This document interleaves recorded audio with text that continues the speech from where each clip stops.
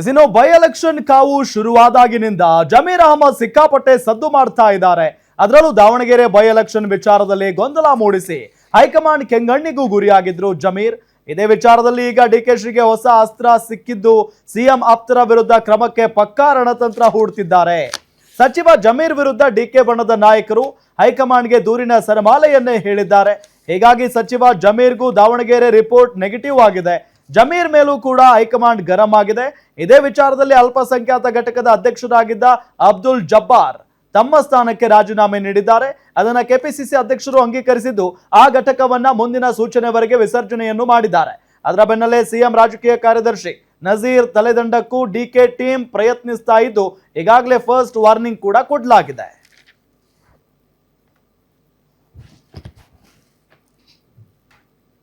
Madam, Zameer Ahmed Khan ಅವ್ರಿಗೆ ಅಷ್ಟೊಂದು negative ಆಗ್ಬಿಡ್ತಾ ಅಂತ ಈ ವಿಚಾರ?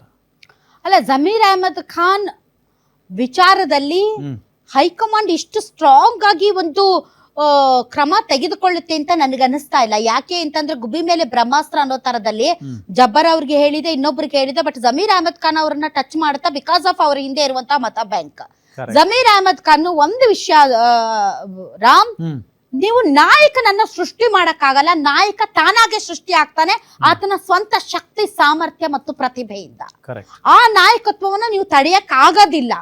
ಈಗ ಜಮೀರ್ ಅಹಮದ್ ಖಾನ್ JDS ನಲ್ಲಿದ್ರು, ಕುಮಾರಸ್ವಾಮಿ ಅವರ ರೈಟ್ ಹ್ಯಾಂಡ್ ಲೆಫ್ಟ್ ಹ್ಯಾಂಡ್ ಆಗ ಇದ್ರು. ಅವ್ರು ಮತ್ತೆ ಬಂದ್ರು, ಮತ್ತೆ ಚಾಮರಾಜಪೇಟೆ ಕ್ಷೇತ್ರದಿಂದ ಸತತವಾಗಿ ಅವರು ಕಾಂಗ್ರೆಸ್ ಪಾರ್ಟಿಯಿಂದ ವಿನ್ ಆಗ್ತಾ ಇದ್ದಾರೆ. ಮತ್ತು ಮುಸಲ್ಮಾನ ಸಮುದಾಯದಲ್ಲಿ ಈಗ ಒಂದು ನಾಯಕತ್ವದ ಗುಣವನ್ನ ಅವರು ಬೆಳೆಸಿಕೊಂಡಿದ್ದಾರೆ. ನಾಟ್ ಓನ್ಲಿ ಇನ್ ಕರ್ನಾಟಕ, ಬೇರೆ ಬೇರೆ ಭಾಗಗಳಲ್ಲಿ ಚುನಾವಣಾ ಸಂದರ್ಭದಲ್ಲಿ ಸ್ವತಃ ಕಾಂಗ್ರೆಸ್ ಹೈಕಮಾಂಡ್ ಅವರನ್ನ ಚುನಾವಣಾ ಪ್ರಚಾರಕ್ಕೆ ಮುಸಲ್ಮಾನ ಮತಗಳನ್ನ ಸೆಳೆಯೋದಕ್ಕೆ ಕರೀತಾ ಇದೆ. ಅವ್ರು ಹೋಗ್ತಾ ಇದ್ದಾರೆ. ಆಂಧ್ರ ಹೋಗಿದ್ರು, ತೆಲಂಗಾಣ ಹೋಗಿದ್ರು, ಈಗ ಕೇರಳ ಕೂಡ ಹೋಗಿದ್ದಾರೆ. ಸೊ ಅವ್ರೊಬ್ರೇನಾ ಅಂತಂದ್ರೆ ಅವ್ರೊಬ್ರೇ ಅಲ್ಲ. ಆದರೆ ಸಿದ್ದರಾಮಯ್ಯನವ್ರು ಒಬ್ರೇನಾ ಅಂತಂದ್ರೆ ಅಹಿಂದ ನಾಯಕರು ಬಹಳಷ್ಟು ಜನ ಇದ್ದಾರೆ. ಬಟ್ ಆ ಒಂದು ವೋಟ್ ಪುಲ್ಲಿಂಗ್ ಕೆಪಾಸಿಟಿ, ಆ ಒಂದು ಮಾಸ್ ಲೀಡರ್ ವ್ಯಕ್ತಿತ್ವ ಮತ್ತು ಅಪೀರಿಯನ್ಸ್ ಒಬ್ಬರಿಗೆ ಸಿಗತ್ತೆ.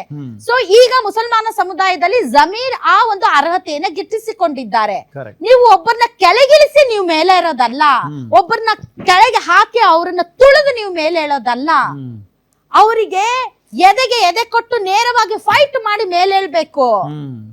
ನಿನ್ನನ್ನು ತುಳಿದು ನಾನು ಮೇಲೆ ಹೇಳ್ತೀನಿ ಅಂದ್ರೆ ಅದಕ್ಕೆ ನಾಯಕತ್ವ ಅನ್ನೋದಿಲ್ಲ, ಅದನ್ನ ಹೇಳಿತನ ಅಂತ ಅಂತಾರೆ. ತುಂಬಾ ಖುಷಿ ಆಗ್ತಾ ಇದೆ. ಯಾಕೆಂದ್ರೆ ಇವತ್ತು ಎಷ್ಟೋ ಜನ ಮಹಿಳೆಯರು ಹೇಳ್ತಾ ಇದ್ರು, ನನಗೆ PCOD ಪ್ರಾಬ್ಲಮ್ ಇತ್ತು ಸರ್, ಥೈರಾಯ್ಡ್ ಪ್ರಾಬ್ಲಮ್ ಇತ್ತು ಸರ್, ಆರಾಮಾಗಿ ನಾನು ಸಣ್ಣ ಆದೆ ಸರ್, ತುಂಬಾ ಥ್ಯಾಂಕ್ ಯು ಅಂತ ಎಷ್ಟೋ ಜನ ಹೇಳ್ತಾ ಇದ್ರು. ನಿಮ್ಗೆ PCOD ಪ್ರಾಬ್ಲಮ್ ಇರಲಿ, ಥೈರಾಯ್ಡ್ ಪ್ರಾಬ್ಲಮ್ ಇರಲಿ, 100% ನೀವು ಸಣ್ಣ ಆಗಬೇಕು, ಆರೋಗ್ಯದಲ್ಲೂ ಸಮೇತ ತುಂಬಾ ಚೇತರಿಕೆ ಆಗಬೇಕು ಅಂದ್ರೆ ಪ್ರತಿದಿನ ನಮ್ಮ ಜೀನಿ ಸ್ಲಿಮ್ನ ಯೂಸ್ ಮಾಡಿ. ಯಾಕೆಂದ್ರೆ ಜೀನಿ ಸ್ಲಿಮ್ ಒಂದು ಉತ್ತಮ ಆಹಾರ. ಇವತ್ತು ಜಮೀರ್ ವಿಚಾರದಲ್ಲೂ ಅಷ್ಟೇ. ಈಗ ಜಮೀರ್ ಹೌದು, ಅಲ್ಲಿ ಟಿಕೆಟ್ ಕೇಳಿದ್ರು, ಜಬ್ಬಾರ್ ಕೇಳಿದ್ರು, ಮತ್ತೊಬ್ರು ಕೇಳಿದ್ರು, ಓಕೆ. ಸೊ ಕೇಳಿದ ಮಾತ್ರಕ್ಕೆ ಅವ್ರು ವಿಲನ್ ಆಗೋಗ್ತಾರ? ಹಾಗಾದ್ರೆ ಅಲ್ಪಸಂಖ್ಯಾತರು ಯಾರು ಟಿಕೆಟ್ ಕೇಳಬಾರ್ದ? ಹಾಗಾದ್ರೆ ಬೇರೆ ಬೇರೆ ಕ್ಷೇತ್ರಗಳಲ್ಲಿ ಬಂಡಾಯ ಅಭ್ಯರ್ಥಿಗಳಾಗಿ ಸಾಕಷ್ಟು ಜನ ಸ್ಪರ್ಧೆ ಮಾಡಿದ್ದಾರೆ. ಇಟ್ಸ್ ಕ್ವೈಟ್ ಕಾಮನ್ ಪಾಲಿಟಿಕ್ಸ್ ಅಲ್ಲಿ, ಎಲೆಕ್ಷನ್ಸ್ ಅಲ್ಲಿ. ಒಬ್ಬ ಅಲ್ಪಸಂಖ್ಯಾತ ಸಮುದಾಯದ ನಾಯಕ ತನ್ನ ಸಮುದಾಯದ ಪರವಾಗಿ ವೋಟ್ ಕೇಳೋದು ಅತಿ ದೊಡ್ಡ ತಪ್ಪು. ಅವ್ರ ವಿರುದ್ಧ ಶಿಸ್ತು ಕ್ರಮ ಆಗುತ್ತೆ ಅನ್ನೋದಾದ್ರೆ it applies to all the communities ಅಲ್ವಾ? ಬರೀ ಅಲ್ಪಸಂಖ್ಯಾತರಿಗೆ ಅಷ್ಟೇ ಅದು ಅನ್ವಯ ಆಗುತ್ತಾ? ಹಾಗಾದ್ರೆ ಏನ್ ಮೆಸೇಜ್ ಕೊಡ್ತಾ ಇದ್ದೀರಿ ಅಲ್ಪಸಂಖ್ಯಾತರಿಗೆ ನೀವು ಕಾಂಗ್ರೆಸ್ ಪಾರ್ಟಿಯವರು? ಓನ್ಲಿ ಬಿಕಾಸ್ ನೀವು ಮಲ್ಲಿಕಾರ್ಜುನ್ ಅವ್ರನ್ನ ಮೆಚ್ಚೋದಕ್ಕೋಸ್ಕರ ಇಷ್ಟು ದೊಡ್ಡ ನೀವು ಏನು ಭಾಂಗಡಿ ಮಾಡಿ ಇಷ್ಟು ದೊಡ್ಡ ಒಂದು ಬ್ಯಾಡ್ ಮೆಸೇಜ್ ಅಲ್ಪಸಂಖ್ಯಾತರಿಗೆ ಪಾಸ್ ಮಾಡ್ಬೇಕಾ? ಆಲ್ರೆಡಿ ದಾವಣಗೆರೆ ದಕ್ಷಿಣದಲ್ಲಿ ಸಮುದಾಯ ಒಂದಿಷ್ಟು ಬೇಸರಕ್ಕೆ ಒಳಗಾಗಿದೆ. ನೀವು ಒಬ್ಬ ಲೀಡರ್ ಬಂದು ಭಾಷಣ ಮಾಡಿದ ತಕ್ಷಣ ಇಡೀ ಸಮುದಾಯವನ್ನ ಬದಲಾಯಿಸ್ತೀರಿ ಅನ್ನೋದಾದರೆ, ಒಂದು ಭಾಷಣ ಇಡೀ ಸಮುದಾಯವನ್ನೇ ಫುಲ್ ಮಾಡಿ ವೋಟ್ ಮಾಡಿಸುತ್ತೆ ಅನ್ನೋದಾದ್ರೆ ಇಷ್ಟೊತ್ತಿಗೆ ಎಷ್ಟೋ ಜನ ಎಷ್ಟೋ ಸಾರಿ ಗೆದ್ದು ಬಿಡ್ತಾ ಇದ್ರು. ಒಬ್ಬ ನಾಯಕನ ಮಾತಿಗೆ ಅಷ್ಟು ಬೆಲೆ ಇದೆ ಅಂದ್ರೆ ಅವನನ್ನ ನಾಯಕ ಅಂತ ಒಪ್ಕೊಳ್ಳಿ ನೀವು. ಹೌದಾ? ಒಬ್ಬ ನಾಯಕನ ಮಾತಿಗೆ ಒಂದು ಸಮುದಾಯ ರಿಯಾಕ್ಟ್ ಮಾಡುತ್ತೆ ಅನ್ನೋದಾದ್ರೆ ಅದನ್ನ ಒಪ್ಕೊಳ್ಳಿ ನೀವು.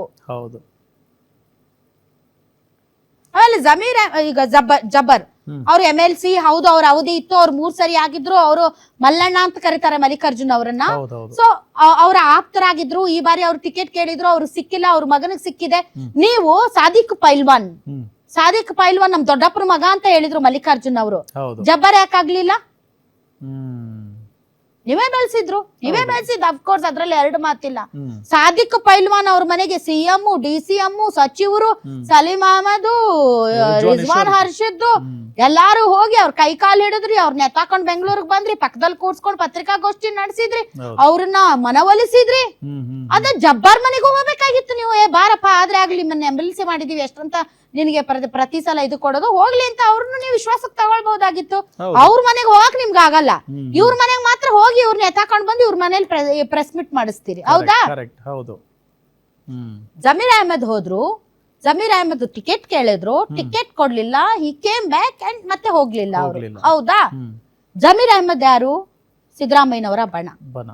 ರಾಜಣ್ಣ ಅವರು ಇಲ್ಲ, ಸಿದ್ದರಾಮಯ್ಯನವರು ಮುಖ್ಯಮಂತ್ರಿ ಆಗೇ ಇರ್ತಾರೆ, 5 ವರ್ಷ ಅವರೇ ಕಂಟಿನ್ಯೂ ಆಗ್ತಾರೆ, ಅವ್ರನ್ನ ಅಲಗಾಡ್ಸಕ್ ಆಗೋದಿಲ್ಲ ಅಂತ ಪದೇ ಪದೇ ಹೇಳಿಕೆ ಕೊಡ್ತಾ ಇದ್ರು. ಕೊನೆಗೆ ಅವ್ರು ಇವಾಗ ಎಲ್ಲಿದ್ದಾರೆ?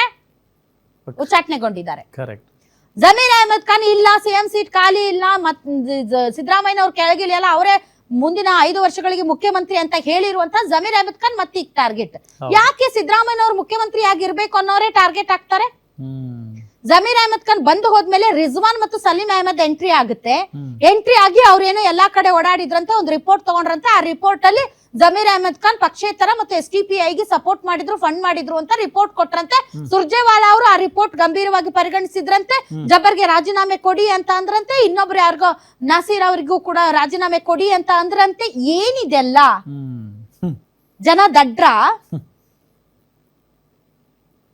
ನಿಮ್ಮ ಪ್ರಾಕ್ಸಿ ಗ್ರೂಪ್ ಗಳನ್ನ ಆಕ್ಟಿವ್ ಮಾಡಿ ನೀವಿಬ್ರು ಮಾಡ್ತಾ ಇರೋದು ಪಕ್ಷಕ್ಕೆ ಎಷ್ಟು ಡ್ಯಾಮೇಜ್ ಆಗ್ತಾ ಇದೆ ಅಂತ ಗೊತ್ತಾಗ್ತಾ ಇಲ್ಲ ನಿಮ್ಗೆ? ಅಲ್ಪಸಂಖ್ಯಾತ ಸಮುದಾಯದಲ್ಲಿ ಯಾವ ರೀತಿಯಾದಂತ ಅಭದ್ರತೆ ಕಾಡ್ತಾ ಇದೆ ಅನ್ನೋದು ಗೊತ್ತಾಗ್ತಾ ಇಲ್ಲ ನಿಮ್ಗೆ? ಒಂದು ಟಿಕೆಟ್ ಕೇಳಿದ್ದನ್ನ ನಿಮ್ಗೆ ಸಹಿಸ್ಕೊಳಕ್ ಆಗ್ತಾ ಇಲ್ಲ ಪಾರ್ಟಿಯಲ್ಲಿ ಅಂತಂದ್ರೆ ಏನ್ ಮೆಸೇಜ್ ಪಾಸ್ ಮಾಡ್ತಾ ಇದ್ದೀರಾ ನೀವು ಮುಸಲ್ಮಾನ ಸಮುದಾಯಕ್ಕೆ? ಹೌದಲ್ವಾ? ಸೊ ರಿಜ್ವಾನ್ ಅರ್ಷದ್ ಇವತ್ತು ಹೋಗಿದ್ದಾರೆ ಅಲ್ಲಿ, ನಾನು ಕೂಡ ಸಚಿವನಾಗ್ಬೇಕು ಅಂತ, ಹೌದಲ್ವಾ? ಸೊ ಬೈಟ್ ಪ್ಲೇ ಆಯ್ತಾ ರಿಜ್ವಾನ್ದು? ಎಸ್, ಪ್ಲೇ ಮಾಡಿ. ನಮ್ಮ ರಾಜಕಾರಣ ನಾವೇ ಅಂತ ಮಾಡೋರಲ್ಲ. ಕೆಲವ್ರಿಗೆ ಇದ್ದಿರ್ಬೋದು, ನಾನು ಬಿಟ್ರೆ ಬೇರೆಯವರೆಲ್ಲ, ಬೇರೆ ಯಾರ ಲೆಕ್ಕಕ್ಕೆ ಇಲ್ಲ, ನಾನೊಬ್ನೇ. ನಾನು ಇಲ್ಲದೆ ಇದ್ರೆ ಯಾರು ಕೇಳೋರಿಲ್ಲ, ಗತಿ ಇಲ್ಲ ಈ ಸಮುದಾಯಕ್ಕೆ ಅಂತ ಕೆಲವ್ರಿಗೆ ಇರ್ಬೋದು. ಅದು ನಮ್ಗೆ ತೀರ್ಮಾನ ಮಾಡಿ ಮುಖ್ಯಮಂತ್ರಿ ಹತ್ರ ಹೋಗಿದ್ವಿ. ಮುಖ್ಯಮಂತ್ರಿ ಸಮ್ಮುಖದಲ್ಲೇ ಸಭೆ ನಡೆಯುವಾಗ, ಮಾತುಕತೆ ನಡೆಯುವಾಗ ಒಬ್ರು ನಾಯಕರು ಹೆಸರು ಇನ್ನು ನಾನು ಹೇಳಕ್ಕೆ, ಯಾರ ಹೆಸರು ನಾನು ಹೇಳಕ್ಕೆ ತಯಾರಿಲ್ಲ, ಕೊಟ್ರೆ ಜಬ್ಬಾರ್ ಕೊಡಿ, ಇಲ್ಲ ಅಂದ್ರೆ ಯಾರಿಗಾದ್ರೂ ಬೇರೆ ಸಮುದಾಯಕ್ಕೆ ಕೊಡಿ ಅಂತ ಹೇಳಿರೋದು ಎಲ್ಲರ ಮುಂದೆ ಇದೆ. ಸೊ ಇವತ್ತು ಇದು ನಿನ್ನೆ ಹೇಳಿರೋದು. ಯಾರು ನಾನ್ ಬಿಟ್ರೆ ಯಾರು ಗತಿ ಇಲ್ಲ ಸಮುದಾಯದಲ್ಲಿ, ನಾನು ಅಂತ ಹೇಳ್ತಾರೆ ಅಂದ್ರೆ ಯಾರು ಅಂತ ಹೇಳಿ ರಿಜ್ವಾನ್. ಯಾಕೆ ನಿಮ್ಗೆ ಭಯನಾ? ಹೇಳಿ ಜಮೀರ್ ಅಂತ. ಯಾಕೆ ಜಮೀರ್ ಅವ್ರು ಕೊಟ್ಟಿದ್ದೀರಾ? ನನಗ್ ಕೊಡಿ, ನಾನು ಈಗ 2-3 ಸರಿ MLA ಆಗಿದ್ದೀನಿ, ಆಯ್ತು. ಸಮುದಾಯದಲ್ಲಿ ಅವ್ರೊಬ್ರೇ ಇಲ್ಲ ನಾಯಕರು, ಬಹಳಷ್ಟು ಜನ ಇದೀವಿ, ನಮ್ಗೊಂದು ಅವಕಾಶ ಕೊಡಿ ಅಂತ ನೇರವಾಗಿ ಫೈಟ್ ಮಾಡಿ. ಅದೇನೋ ರಿಪೋರ್ಟ್ ಅಂತೆ, ಹಂಗಂತೆ, ಹಿಂಗಂತೆ, ಅದಂತೆ, ಇದಂತೆ, ಇದೆಲ್ಲ ಯಾಕೆ ಬೇಕು? ಡೈರೆಕ್ಟ್ ಆಗಿ ಕೇಳಿ ಅಲ್ಲ, ಇದು ನಿಮ್ ಹಕ್ಕು ಮತ್ತು ಅಧಿಕಾರ, ಕೇಳಿ. ಹೈಕಮಾಂಡ್ ಒಪ್ಪಿದ್ರೆ ನಿಮ್ಗೆ ಕೊಡ್ತಾರೆ. You are also young and energetic leader as Rahul Gandhi, ಕೊಡ್ಬೋದಪ್ಪ ನಿಮ್ಗೆ. ಅದಕ್ಕೆ ಇಷ್ಟೆಲ್ಲ ಯಾಕೆ ಬಣ್ಣ ಬಳಿಬೇಕು ನೀವು? ಡೈರೆಕ್ಟ್ ಆಗಿ ಕೇಳ್ಬೋದಲ್ಲ. ಒಂದ್ ಟಿಕೆಟ್ ಕೇಳಿದಕ್ಕೆ ಇಷ್ಟೆಲ್ಲ ಆಕ್ಟಿವ್ ಆಗಿ ಸುರ್ಜೇವಾಲಾ ಅವರು ಜಮೀರ್ ಅಹಮದ್ ಖಾನ್ ಹೋಗಿ ಅಲ್ಲಿ ವೇಣುಗೋಪಾಲ್ನ ಹೊಗಳಿದ್ರು ಅಂತ ನೀವು ಅವ್ರ ವಿರುದ್ಧ ಕ್ರಮಕ್ಕೆ ಮುಂದಾಗ್ತೀರಾ? ಜಮೀರ್ ಅಹಮದ್ ಖಾನ್ ಅವ್ರಿಗೆ ಸ್ಟ್ರಾಂಗ್ ಆದಂತ ಮತ ಬ್ಯಾಂಕ್ ಇದೆ. ಅಂದ್ರೆ ಟೇಕನ್ ಫಾರ್ ಗ್ರಾಂಟೆಡ್ ಮುಸಲ್ಮಾನರನ್ನ ಇವರು. ಏನ್ ಮಾಡಿದ್ರು ಇವ್ರಿಗೆ ಬೇರೆ ಆಪ್ಷನ್ ಇಲ್ಲ ಅಂತ. ಕಾಲ ಬದಲಾಗ್ತಾ ಇದೆ. ಬೇರೆ ಬೇರೆ ಭಾಗದಲ್ಲಿ ಬಿಹಾರ, UP ಈ ಕಡೆ ಎಲ್ಲ ಮುಸಲ್ಮಾನರು ಬದಲಾಗಿದ್ದಾರೆ. ಬಿಜೆಪಿ ಪರ ಒಲವನ್ನ ವ್ಯಕ್ತಪಡಿಸ್ತಾ ಇದ್ದಾರೆ. ಬಿಕಾಸ್ ನೀವು ಅವರನ್ನ ಬಳಸಿ ಬಿಸಾಕ್ತೀರಿ ಅನ್ನುವಂತ ಮನೋಭಾವನೆ ಅವರಿಗೆ ಬಂದಿದೆ. ಏನಪ್ಪ ನೋಡೋಣ ಏನೇನಾಗುತ್ತೆ ಅಂತ. But Jabbar is easy target, Salim Ahmed also easy target, Zameer Ahmed Khan ಅಲ್ಲ.